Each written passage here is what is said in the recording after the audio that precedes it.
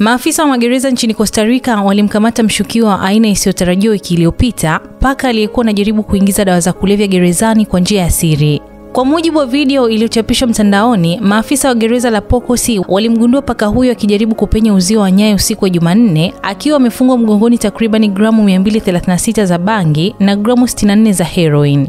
Wizara ya haki ya Costa Rica ilisema kupitia mitandao ya kijamii kuwa walinzi wa gereza walifanikiwa kumkamata paka huyo alipokuwa akipanda juu ya uzio wa chuma wenye nyaya zenye miba.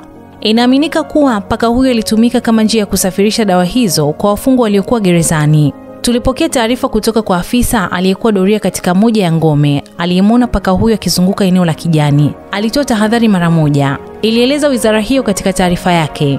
Kwa haraka, hatua zilichukuliwa na maafisa wa usalama. Paka huyo alikamatwa na vifurushi hivyo kuondolewa na hivyo kuzuia dawa hizo kufika mahali walikokusudia, wizara hiyo iliongeza.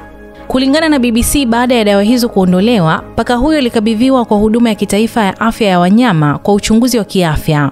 Video iliyosambaa mitandaoni ilionyesha maafisa wa gereza wakitumia mkasi kukata vifurushi hivyo kutoka kwenye manyoya yake. Vilevile maafisa walikamata paketi 2 za bangi na heroin pamoja na karatasi maalum zinazotumika kufungia dawa za kulevya, kulingana na taarifa ya wizara.